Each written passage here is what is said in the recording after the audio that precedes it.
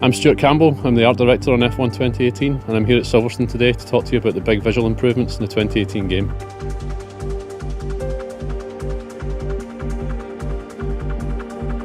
The first thing I looked at when I joined the project was where F1 2017 was visually and where we could make the biggest visual wins in the time frame that we have. The biggest win for me this year has definitely been the atmospheric system. Last year we only had a very simple height fog, but this year we've got a full atmospheric system that gives a greater sense of depth in the scene, and it makes for some really stunning vistas on some of the new tracks like Hockenheim and Paul Ricard, and also on some of the tracks like Spa and Austria where you've got extensive views. The atmospherics really helps connect the sky and the ground together, and it really makes a much more cohesive image. So the sky in our game can take up 30 to 50% of the frame, so we need to spend our budget on that. It's a huge bit of real estate. So even on a clear day, we wanted to make sure that the sky was never boring. We always have some interest, whether that's high-level cloud or some jet trails. There's always a little bit of detail, a little bit of interest there for you. The new cloud tech makes our clouds far more believable. We've got proper response to light direction now, proper density to clouds, and you've got a much better sense of direction, where the sun is and where the opposite side of the sun is and how the light reacts from one side of the sky to the other. We use something called image-based lighting, so everything that comes from the sky and clouds gets fed back onto the track lighting, so any improvements we make to sky and clouds is felt right across the game as a whole, and it makes a massive difference to the fidelity of the tracks. In terms of the weather and how the new cloud system affects that, the cloud shapes themselves are far more believable. They sit much better out onto the horizon, but they also have much more contrast and much more response to light.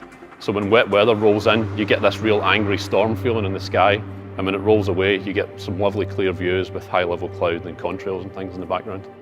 Another one of the big features on the track are the trees.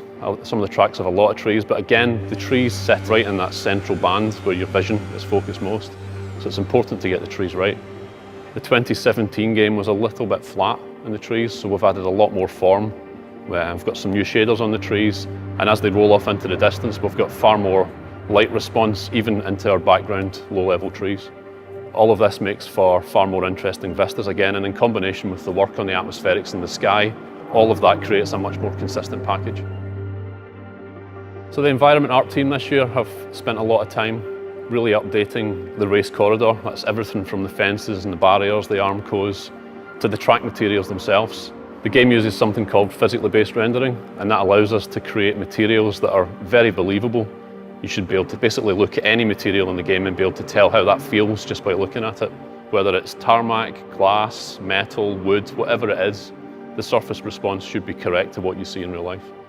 One of the most iconic things for me about F1 as a sport is seeing that heat haze on the start straight, the heat rising from the track, from the engine exhausts, and then the mirage effect that you see reflecting in the track.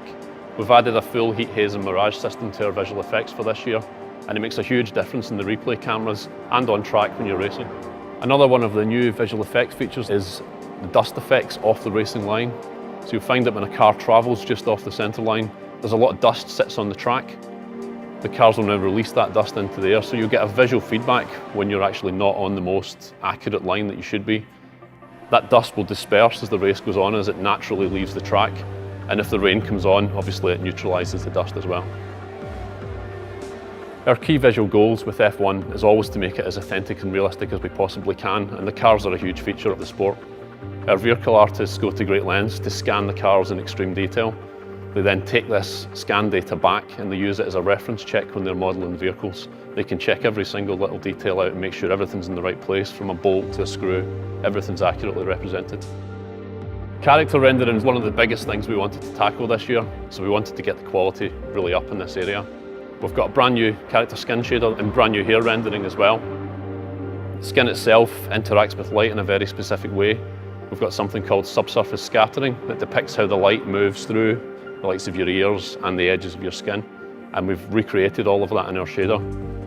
The characters in the game all come from 3D scan, whether it's the drivers in the game or whether it's our key characters like the agent or our new reporter character. The improvements to the game lighting in combination with the character shader have had a huge impact on making our characters far more lifelike than they've ever been, and I think everyone will really be pleased when they see the results.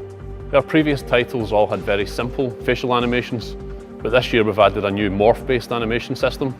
And what this does is it accurately recreates all the muscles inside your face and creates correct face shapes in line with the game audio.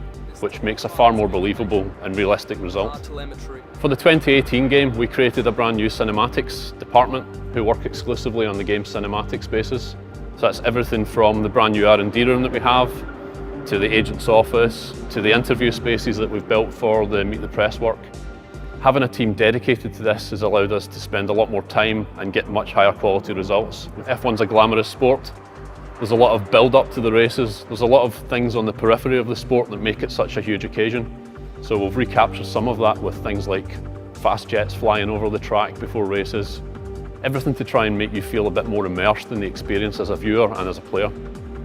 The F1 2018 season has had a huge visual rebrand. It's got an exciting, fresh new look, and we'll be looking to bring that into the game as much as we possibly can this year and going forward into 2019 and beyond. Our aim this year was to create as big a visual leap forward as we possibly could. We made improvements to the sky system, the clouds, the atmospherics, or game lighting as a whole. We have much more authentic track materials. We've added a lot more detail to armcos, to rumbles, to fences. Everything's about creating a far more authentic and realistic experience. And when you see this side by side against the 2017 game, I think you'll see a huge leap forward. I'm Brad Porter, lead audio designer on F1 2018. Every year we update our engine bundles, we make them as realistic as possible. We try and make them as close to broadcast as possible, which is what a lot of fans ask for.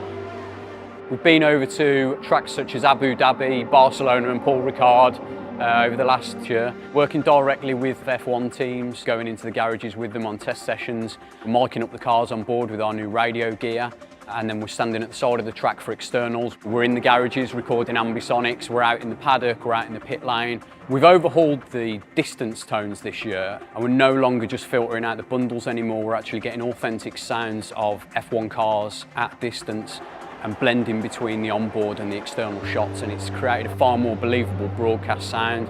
We've overhauled the reverb system this year, so we're now using positional reverb. It actually sits in the world where it's supposed to be now instead of being 2D. We've also overhauled the reflection system now, so on a subconscious level it gives a player an indication of how close to barriers or other objects they are. All the music is now mixed and mastered in surround. We wanted the music to feed into the expensive nature and tech of the world. So you'll notice one organic soundtrack throughout the front end. The sub-menus all follow one coherent theme, but there's slight differences between each menu, so we're trying to feed in with things like time trial. You'll hear little bits of ticking in the music. When you go into the options menu, we drop everything down and just have a subtle piano so you can concentrate on moving your settings around. From an audio point of view, the game is now sounding far more believable and far more authentic.